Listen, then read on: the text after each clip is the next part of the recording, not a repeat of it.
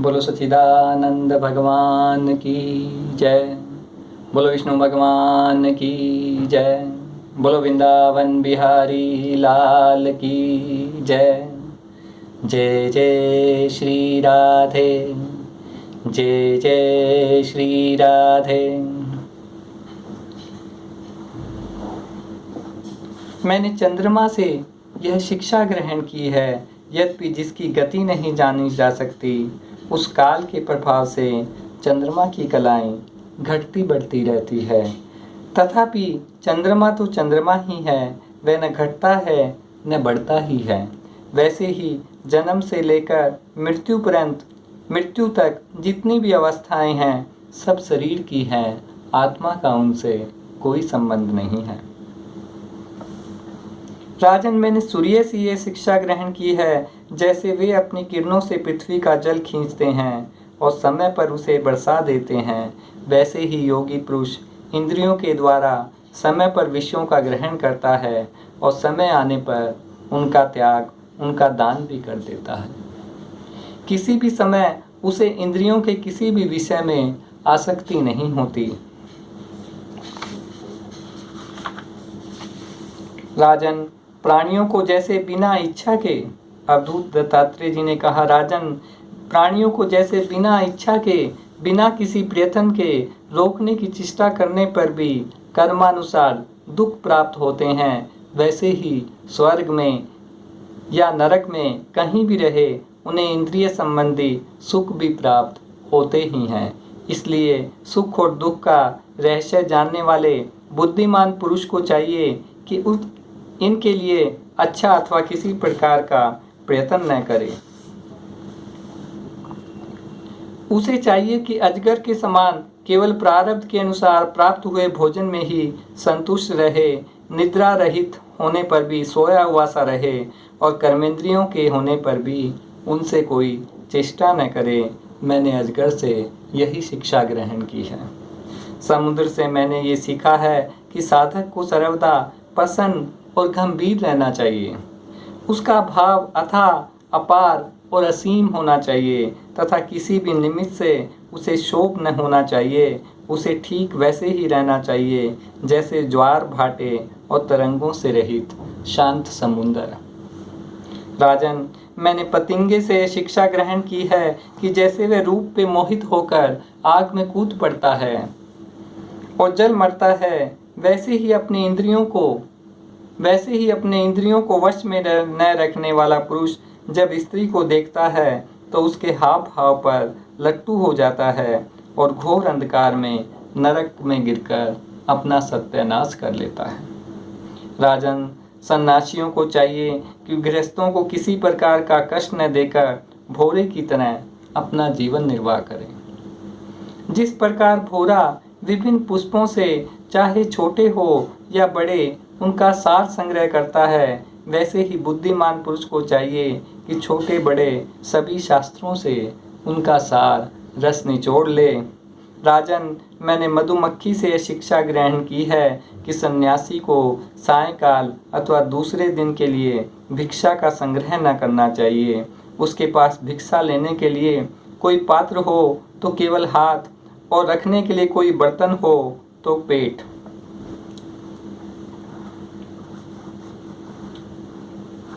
राजन, मैंने हाथी से सीखा है कि सन्यासी को कभी पैर से भी काठ की बनाई हुई स्त्री का विषयों का स्पर्श नहीं करना चाहिए। यदि वह ऐसा करेगा तो जैसे हथनी के अंग संग से हाथी बन जाता है, वैसे ही वह भी बन जाएगा। मैंने मधु निकालने वाले पुरुष से ये शिक्षा ग्रहण की है कि संसार के लोभी पुरुष बड़ी कठिनता से धन का संचय तो करते रहते हैं, किंतु वह संचित धन न तो किसी को दान करते हैं न समय उसका उपभोग ही करते हैं। बस जैसे मधु निकालने वाला मधुमक्खियों द्वारा संचित रस को निकाल ले जाता है, वैसे ही उनके संचित धन को भी दूसरा कोई पुरुष ही भोगता है। मैंने हरिण से यह सीखा है कि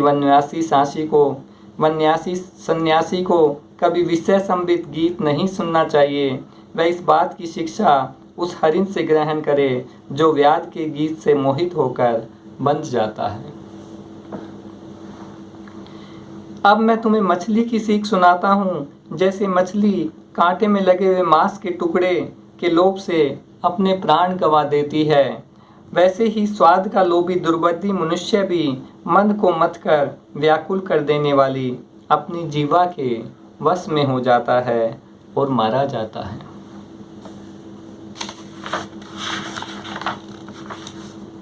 राजन, मनुष्य की जो वस्तुएं अत्यंत प्रिय लगती है उन्हें इकट्ठा करना ही उनके दुख का कारण है। जो बुद्धिमान पुरुष यह समझकर अकिंचन भाव से रहता है, किसी भी चीज़ का संग्रह नहीं करता है, शरीर की बात ही अलग, मन से भी किसी वस्तु का संग्रह नहीं करता, उसे अनंत सुख रूप परमात्मा की प्राप्ति होती है। मुझे मान या अपमान का कोई ध्यान नहीं है। घर एवं परिवार वालों की जो चिंता होती है वह मुझे नहीं है। मैं अपनी आत्मा में ही रहता हूँ, अपने साथ ही क्रीड़ा करता हूँ। यह शिक्षा मैंने बालक से ली है, अतः उसी के समान मैं भी मौज में रहता हूँ। मुझे किसी बात की चिंता नहीं है। राजन, मैंने बाण बनाने वाले से यह सीखा है कि आसन और श्वास को जीतकर वैराग्य और अभ्यास के द्वारा अपने मन को वश में कर ले, फिर बड़ी सावधानी के साथ उसे एक लक्ष्य में लगा दे। जब परमानंद स्वरूप परमात्मा में मन स्थिर हो जाता है तब वह धीरे धीरे कर्म वासनाओं की धूल को धो बहाता है। मैंने देखा है कि एक बाण बनाने वाला कारीगर बाण बनाने में इतना तन्मय हो रहा था कि उसके पास ही दल बल के साथ राजा की सवारी निकल गई, उसे पता तक न चला। राजन, मैंने सांप से यह शिक्षा ग्रहण की है कि सन्यासी को सर्प की भांति अकेले ही विचरना चाहिए, उसे मंडली नहीं बांधनी चाहिए, मठ तो बनाना ही नहीं चाहिए। वह एक स्थान में न रहे, प्रमाद न करे, गुहा आदि में पड़ा रहे, बाहरी आचारों से पहचाना न जाए। अब मकड़ी से ली हुई शिक्षा सुनो। सबके प्रकाशक और अंतर्यामी सर्वशक्तिमान भगवान ने पूर्व कल्प में बिना किसी अन्य सहायता के अपनी ही माया से रचे हुए जगत को कल्प के अंत में काल शक्ति के द्वारा नष्ट कर दिया, उसे अपने में लीन कर लिया और सजातीय विजातीय तथा स्वगत भेद से शून्य अकेले ही शेष रह गए। वे सबके अधिष्ठान हैं, सबके आश्रय हैं, परंतु समय अपने आश्रय अपने ही आधार में रहते हैं, उनका कोई दूसरा आधार नहीं है। जैसे मकड़ी अपने हृदय से मुंह के द्वारा ज्वाला फैलाती है, उसी में विहार करती है और फिर उसे निकल जाती है, वैसे ही परमेश्वर भी इस जगत को अपने में ही उत्पन्न करते हैं और उसमें जीव रूप से विहार करते हैं, फिर उसे अपने में लीन कर लेते हैं। राजन, मैंने भंगी, बिल्ली, कीड़े से शिक्षा ग्रहण की है कि यदि प्राणी स्नेह से, द्वेष से अथवा भय से भी जानबूझकर एकाग्र रूप से अपना मन किसी में लगा दे तो उसे उसी वस्तु का स्वरूप प्राप्त हो जाता है। राजन, इस प्रकार मैंने इतने गुरुओं से ये शिक्षाएं ग्रहण की है।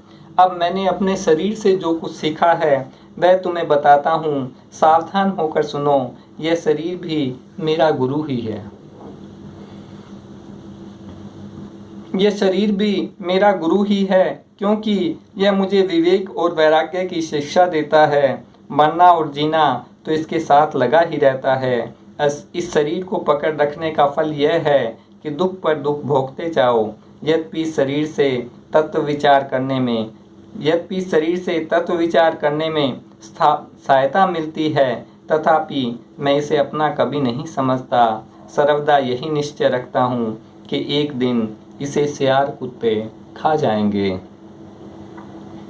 इसलिए मैं इससे असंग होकर विचरता हूँ। आयु पूरी होने पर वही शरीर समय तो नष्ट होता ही है, वृक्ष के समान दूसरे शरीर के लिए बीज बोकर उसके लिए भी दुख की व्यवस्था कर जाता है।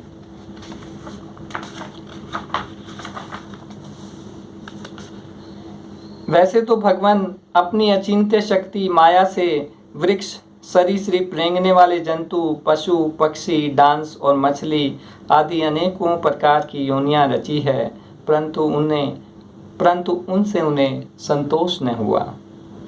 तब उन्होंने मनुष्य शरीर की सृष्टि की। यह ऐसी बुद्धि से युक्त है जो ब्रह्म का साक्षात्कार कर सकती है। यह ऐसी बुद्धि से युक्त है जो ब्रह्म का साक्षात्कार कर सकती है। इसकी रचना करके वे बहुत आनंदित हुए। यद्यपि यह मनुष्य शरीर है तो अनित्य ही, मृत्यु सदा इसके पीछे लगी रहती है, परंतु इससे परम पुरुषार्थ की प्राप्ति हो सकती है। इसलिए अनेक जन्मों के बाद यह दुर्लभ मनुष्य शरीर पाकर बुद्धिमान पुरुष को चाहिए कि शीघ्र से शीघ्र मृत्यु के पहले ही मोक्ष प्राप्ति का प्रयत्न कर ले। इस जीवन का मुख्य उद्देश्य मोक्ष ही है। विषय भोग तो सभी योनियों में प्राप्त हो सकते हैं, इसलिए उनके संग्रह में यह अमूल्य जीवन नहीं खोना चाहिए। राजन, यही सोच विचार कर मुझे जगत से वैराग्य हो गया। मेरे हृदय में ज्ञान विज्ञान की ज्योति जगमगाती रहती है। न तो कहीं मेरी आसक्ति है, न कहीं अहंकार ही। अब मैं स्वच्छंद रूप से इस पृथ्वी में विचरण करता हूँ। भगवान श्री कृष्ण ने कहा, प्यारे उद्धव, गंभीर बुद्धि अवधूत दत्तात्रेय ने राजा यदु को इस प्रकार उपदेश किया। यदु ने उनकी पूजा और वंदना की। दत्तात्रेय जी उनसे अनुमति लेकर बड़ी प्रसन्नता से इच्छा अनुसार पधार गए। भगवान श्री कृष्ण कहते हैं, प्यारे उद्धव, साधक को चाहिए कि सब तरह से मेरी शरण में रहकर मेरे द्वारा उपदिष्ट अपने धर्मों का सावधानी से पालन करे। साथ ही जहाँ तक उनसे विरोध न हो वहाँ तक निष्काम भाव से अपने वर्ण, आश्रम और कुल के अनुसार सदाचार का भी अनुष्ठान करें। जो पुरुष मेरी शरण में है, प्रभु कहते हैं, जो पुरुष मेरी शरण में है उसे अंतर्मुख करने वाला निष्काम अथवा नित्य कर्म ही करना चाहिए। बोले जो काम उसे अंदर की ओर ले जाए, अंदर की ओर ज्ञान की ओर ले जाए, वही काम करना चाहिए। उन कर्मों का बिल्कुल परित्याग कर देना चाहिए जो बहिर्मुख बनाने वाले अथवा सकाम हो। बोले जो बहिर्मुख, जो अज्ञान की ओर ले जाने वाले हों। जब आत्मज्ञान की उत्कट इच्छा जाग उठे तब तो कर्म संबंधी विधि विधानों का भी आदर नहीं करना चाहिए। अहिंसा आदि यमों का तो आदर पूर्वक सेवन करना चाहिए, परंतु पवित्रता आदि नियमों का पालन शक्ति के अनुसार और आत्मज्ञान के विरोधी न होने पर ही करना चाहिए। बोले जब आत्मज्ञान की इच्छा जाग उठे तो बोले सभी विधि विधानों का भी आदर करने की जरूरत नहीं है। कर्म के जो विधि विधान बताए गए हैं उनका भी आदर करने की जरूरत नहीं है। अहिंसा का तो पालन करना चाहिए, परंतु पवित्रता आदि नियमों का पालन शक्ति के अनुसार करना चाहिए। जिज्ञासु पुरुष के लिए यम और नियमों के पालन से भी बढ़कर आवश्यक बात यह है कि वह अपने गुरु की, जो मेरे स्वरूप को जानने वाले और शांत हों, मेरा ही स्वरूप समझकर सेवा करें। इसलिए वह स्त्री पुरुष, घर खेत स्वजन, जिज्ञासु का परम धन है आत्मा। प्रभु कहते हैं जिज्ञासु का परम धन है आत्मा। इसलिए वह स्त्री, पुत्र, घर, खेत, स्वजन, धन आदि संपूर्ण पदार्थों में एक सम आत्मा को देखे, किसी में कुछ विशेषता का आरोप करके उससे ममता न करें, उदासीन रहे। बोले सब पदार्थों में अपनी ही आत्मा को देखे और किसी से ममता न कर उदासीन रहे। पंचभूतों का बना स्थूल शरीर और मन बुद्धि आदि 17 तत्वों का बना सूक्ष्म शरीर। बोले पंचभूतों से बना हुआ स्थूल शरीर, पृथ्वी, जल, आयु, अग्नि, आकाश से है यह हमारा स्थूल शरीर बना है, और 17 तत्वों से बना हुआ सूक्ष्म शरीर दोनों ही दृश्य और जड़ है तथा उनको जानने और प्रकाशित करने वाला आत्मा साक्षी एवं स्वयं प्रकाश है। बोले जो शरीर है ये जड़ है और जो दिखाई देता है वह जड़ है, और जो आत्मा है वो साक्षी है, समय प्रकाश है। शरीर अनित्य अनेक एवं जड़ है, आत्मा नित्य एक एवं चेतन है। आत्मा जो है वो एक ही है, वो नित्य है, उसका नाश नहीं हो सकता और वो चेतन है। इस प्रकार देह की अपेक्षा आत्मा में महान विलक्षणता है। अतः देह से आत्मा भिन्न है, देह से आत्मा अलग है। जब आत्मा अपने को शरीर मान लेता है, तब वह देह के जड़ता, अनित्या, स्थूलता, अनेकता आदि गुणों से समर्था रहित होने पर भी उनसे युक्त जान पड़ता है। बोले जब आत्मा अपने आप को शरीर मान लेता है तो वह शरीर के गुण भी अपना लेता है, जबकि वह उन गुणों से समर्था रहित है। इस प्यारे उद्धव, इस जन्म मृत्यु संसार का कोई दूसरा कारण नहीं, केवल अज्ञान ही मूल कारण है। इसलिए अपने वास्तविक स्वरूप को, आत्मा को जानने की इच्छा करनी चाहिए। अपना यह वास्तविक स्वरूप समस्त प्रकृति प्राकृतिक जगत से अतीत है, द्वैत की गंध से रहित, अपने आप में स्थित है, उसका कोई आधार नहीं है। उसे जानकर धीरे धीरे स्थूल शरीर, सूक्ष्म शरीर आदि में जो सत्य बुद्धि तब हो रही है, उसे कर्म से मिटा देना चाहिए।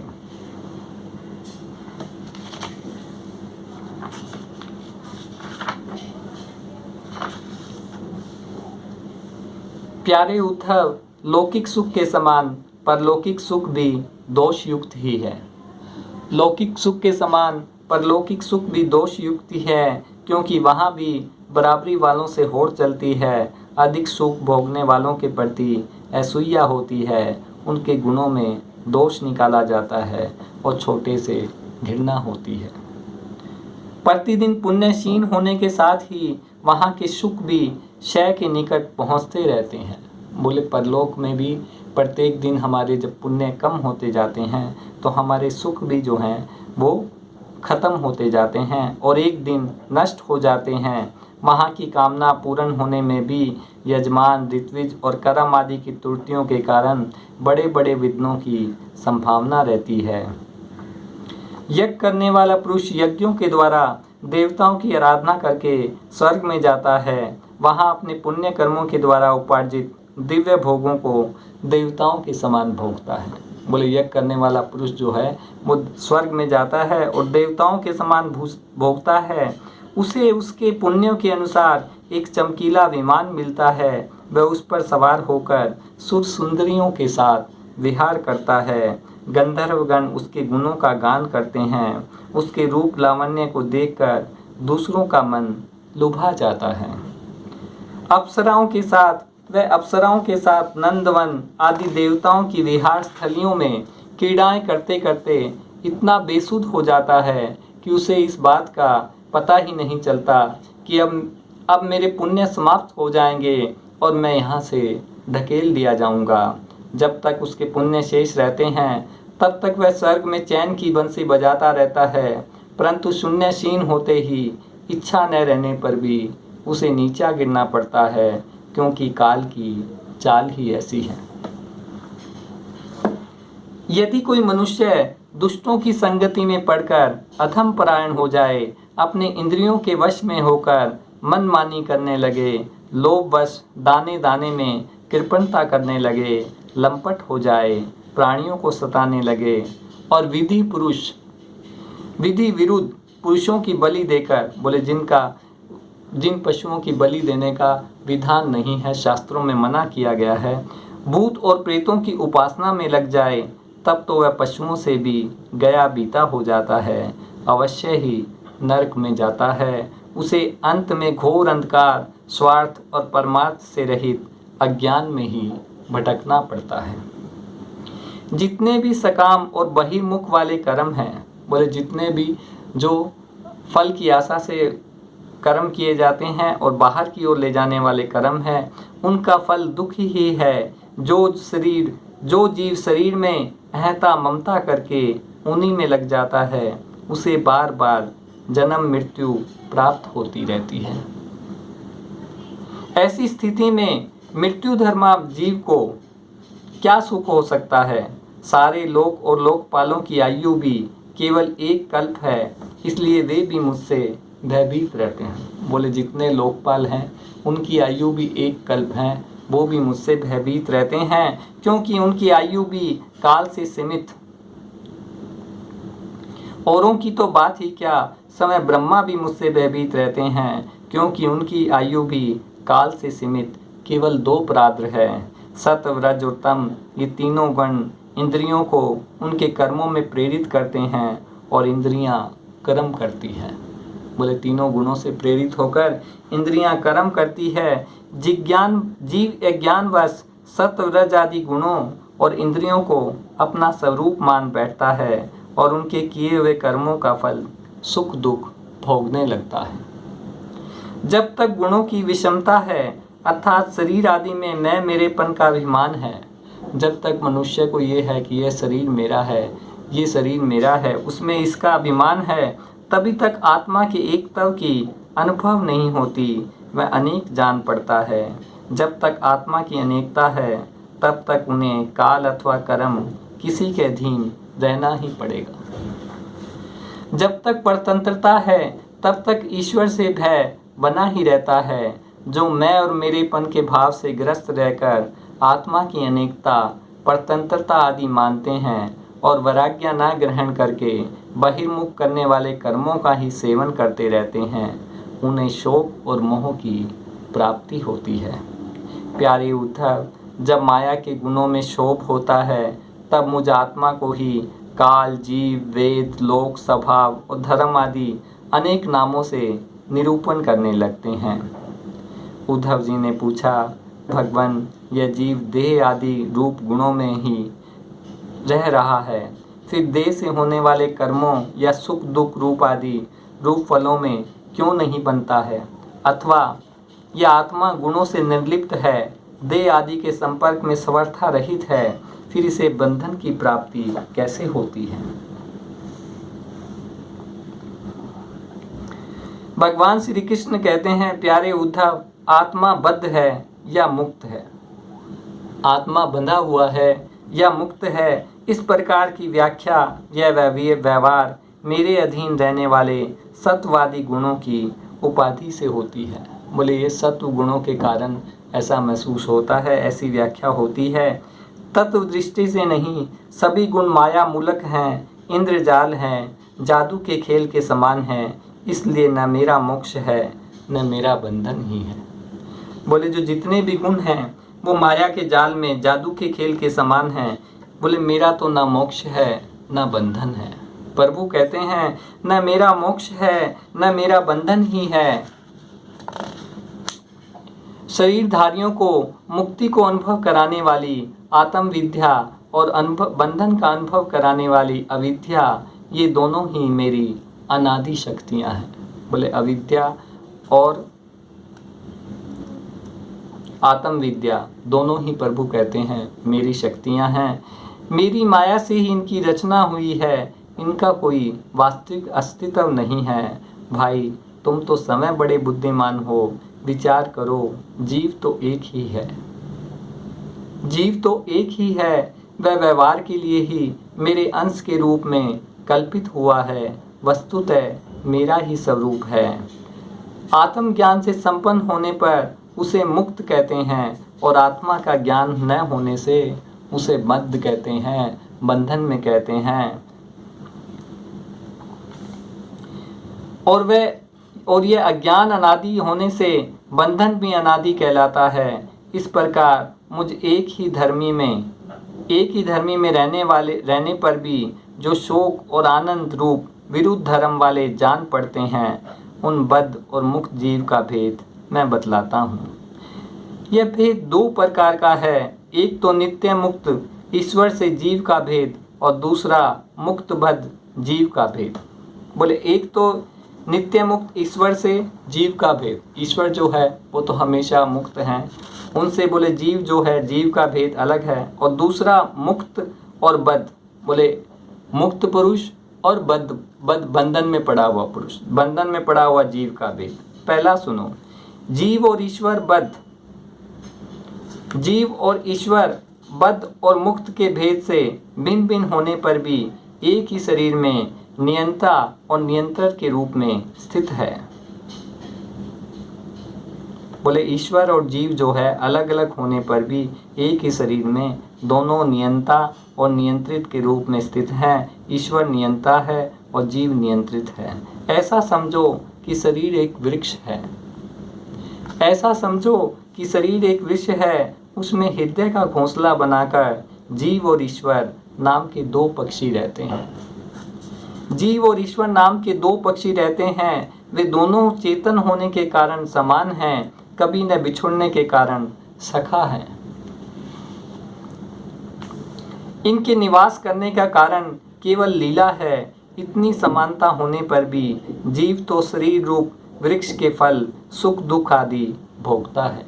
बोले जीव जो है वो शरीर के सुख दुख आदि को भोगता है, परंतु ईश्वर उन्हें न भोगकर कर्म फल सुख दुख आदि से असंग और उनका साक्षी मात्र रहता है। बोले ईश्वर जो है उन कर्मों के फलों को नहीं भोगता, बल्कि उनका खाली साक्षी मात्र रहता है। अभोक्ता होने पर भी ईश्वर की यह विलक्षणता है कि वे ज्ञान ऐश्वर्य आनंद और सामर्थ्य आदि में भोक्ता जीव से बढ़कर है। बोले ईश्वर जबकि कोई चीज़ भोगता नहीं है, फिर भी वह जीव से जो है ज्ञान ऐश्वर्य आनंद और सामर्थ्य आदि में जीव से बढ़कर है। साथ ही एक यह भी विलक्षणता है कि अभोक्ता ईश्वर तो अपने वास्तविक स्वरूप और उसके अतिरिक्त जगत को भी जानता है, परंतु भोक्ता जीव न अपने वास्तविक स्वरूप को जानता है और न अपने से अतिरिक्त को। बोले ईश्वर जो है वो तो अभोक्ता, जो ईश्वर कुछ भोगता नहीं है, वह तो अपने वास्तविक स्वरूप और इसके अतिरिक्त जगत को भी जानता है। लेकिन जो जीव है, जो भोग रहा है, भोक्ता जीव है, वो न अपने वास्तविक रूप को जानता है न अपने से अतिरिक्त कुछ जानता है। इन दोनों में जीव तो अविद्या से युक्त होने में के कारण नित्य बद्ध है और ईश्वर विद्या स्वरूप होने के कारण नित्य मुक्त है। बोले जीव तो अविद्या के कारण हमेशा बंधा हुआ है और ईश्वर विद्या स्वरूप होने के कारण हमेशा मुक्त है। प्यारे उद्धव, ज्ञान संपन्न पुरुष भी मुक्त ही है। जैसे स्वप्न टूट जाने पर जागा हुआ पुरुष स्वप्न के शरीर से कोई संबंध नहीं रखता, वैसे ही ज्ञानी पुरुष सूक्ष्म और स्थूल शरीर में रहने पर भी उनसे किसी प्रकार का संबंध नहीं रखता। बोले ज्ञान संपन्न पुरुष जो है वो तो मुक्त ही है। बोले जैसे स्वप्न जब टूट जाता है तो स्वप्न से जागे हुए पुरुष को स्वप्न के शरीर से कोई संबंध नहीं रहता, वैसे ही ज्ञानी पुरुष का सूक्ष्म और स्थूल शरीर से कोई संबंध नहीं रखता। परंतु अज्ञानी पुरुष वास्तव में शरीर से कोई संबंध न रखने पर भी अज्ञान के कारण शरीर में ही स्थित रहता है। जैसे स्वप्न देखने वाला पुरुष स्वप्न देखते समय स्वप्निक शरीर में बन जाता है। बोले अज्ञानी पुरुष जो है, बोले वो शरीर में ही स्थित रहता है। जैसे हम स्वप्न के समय स्वप्न वाले शरीर में बंध जाते हैं, वैसे ही अज्ञानी पुरुष अपने शरीर से बंध जाता है। व्यवहार आदि में इंद्रियां शब्द स्पर्श आदि विषयों को ग्रहण करती हैं, क्योंकि यह तो नियम ही है। बोले व्यवहार में इंद्रियां जो हैं वो सारे विषयों को ग्रहण करती है, नियम ही है। गुण ही गुण को ग्रहण करते हैं, आत्मा नहीं। बोले आत्मा कभी किसी विषय को ग्रहण नहीं करती। इसलिए जिसने अपने निर्विकार आत्म स्वरूप को समझ लिया है, जिसने अपने निर्विकार आत्म स्वरूप को समझ लिया है, वह उन विषयों के ग्रहण त्याग में किसी प्रकार का अभिमान नहीं करता। यह शरीर प्रारब्ध के अधीन है। बोले यह शरीर जो है वो प्रारब्ध के अधीन है। इससे शारीरिक और मानसिक जितने भी कर्म होते हैं सब गुणों की प्रेरणा से ही होते हैं। अज्ञानी पुरुष झूठ मूठ अपने को उन ग्रहण त्याग आदि कर्मों का कर्ता मान बैठता है और इसी अभिमान के कारण वह बंध जाता है। बोले इस शरीर से जितने भी कर्म होते हैं वह गुणों की प्रेरणा से होते हैं और अज्ञानी पुरुष अपने को उसका कर्ता मान बैठता है। इसी अभिमान के कारण वह शरीर से बंध जाता है। प्यारे उद्धव, प्रवुक्त पद्धति से इस प्रकार विचार करने से विवेकी पुरुष समस्त विषयों से विरक्त रहता है। बोले विवेकी पुरुष समस्त विषयों से विरक्त रहता है। सोने, बैठने, घूमने फिरने, नहाने, देखने, छूने, सूंघने, खाने और सुनने आदि क्रियाओं में अपने को कर्ता नहीं मानता, बल्कि गुणों को ही कर्ता मानता है। बोले वो किसी भी काम में अपने को कर्ता नहीं मानता, बल्कि जो गुण हैं उन्हीं को कर्ता मानता है। गुण ही सभी कर्मों के कर्ता भोगता है। ऐसा जानकर विद्वान पुरुष कर्म, वासना और फलों से नहीं बनते, वे प्रकृति में रहकर भी वैसे ही असंग रहते हैं। बोले वो प्रकृति में रहकर भी उससे अलग रहते हैं। जैसे स्पर्श आदि से आकाश, जल की आर्द्रता आदि से सूर्य और गंध आदि से वायु, बोले वो वैसे ही अलग रहते हैं जैसे स्पर्श से आकाश का कोई संबंध नहीं है। जल की आर्द्रता और सूर्य और जल की आर्द्रता से सूर्य और गंध आदि से वायु का। इनकी विमल बुद्धि की तलवार असंग भावना की शान से और भी तीखी हो जाती है और वे अपने सारे संशय संदेहों को काट कूट कर फेंक देते हैं। बोले इस तरह उनके जब ज्ञान की तलवार तीखी हो जाती है तो वो अपने जितने भी संदेह हैं उनको काट देते हैं। जैसे कोई सपन से जाग उठा हो, उसी प्रकार वे इस भेद बुद्धि के भ्रम से मुक्त हो जाते हैं। बोले जैसे सपन से जागने से हमारे सपन के शरीर से हमारी बुद्धि, हमारा ज्ञान मिट जाता है, वैसे ही वे भ्रम से मुक्त हो जाते हैं। जिनके प्राण